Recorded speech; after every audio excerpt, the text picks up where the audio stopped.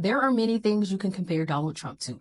A bulldozer because he's assertive, forceful, and will run anyone over to achieve his selfish goals. Considering his reckless and disruptive behavior, maybe even a bull in a china shop. I mean, it doesn't take long for anything he touches to shatter into pieces. And like a circus ringleader, he loves to control the narrative and dictate the show no matter how misleading he makes it. Just like the number of things you can compare him to, there are some things that should not be said in the same sentence with the name Donald Trump, like honest, genuine, or innocent. But somehow Trumpers try that anyways, like the times he has been compared to a saint, Honest Abe, and somehow even Jesus. I'm about to share with you another outrageous parallel a Republican tried to force when comparing Donald Trump to the Pope. Trump is no Pope. The Pope is grounded in religious authority, moral guidance, and spiritual leadership. The Pope embodies principles of compassion, humility, and service to others. He promotes peace and social justice. On the other hand, not even attached to the same body, Donald Trump is a controversial, divisive figure known for his combative rhetoric, polarizing policies, and confrontational approach to everything.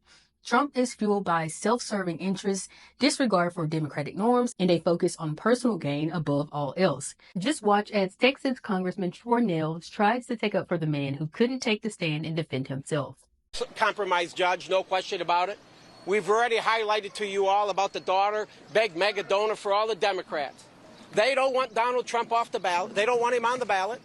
They don't want Donald Trump holding rallies, because what happens at his rallies? This is 5 weeks sitting in a courtroom when he should be out reaching the American people and telling the American people what he would like to do for this country. And who shows up? Tens of thousands of people show up at Donald Trump's rallies. The Democrats hate it. There's not another person on the planet that can do that other than the Pope. The Pope. And when do people go? They visit the Pope. What do they say? Pope, what can you do? Would you bless me and my family? That's what they want. They want blessings for their family when they go see the Pope. When people come to Donald Trump's rallies, they're saying, Donald Trump, we need you more than ever before. Our country is burning. The world's on fire. We need leadership. The American people are begging for leadership, and they're asking Donald J. Trump, stay strong, continue to fight for the American people and the Make America Great movement. That's what this is all about. Repeating things with hopes that it will make it true isn't just a bad habit of Trump's. There have been instances where Republican leaders have attempted to assert that New Yorkers hold a favorable opinion of Trump, a claim that is evidently untrue. New Yorkers have made their disapproval of Trump abundantly clear through protests and vocal opposition. I mean, you can't blame him. Trump's allegiance lies solely within himself, prioritizing his own interests above all else. His lifelong advantage of privilege and being born into wealth have acted as his crutch, enabling and fostering his self-centered behavior. And when a reporter highlighted Trump's membership into the ruling class, boy did his supporters reveal the true snowflakes they are. Let's watch as Sebastian, Gorka, and Texas Lieutenant Governor Dan Patrick erupt at the very accurate fact.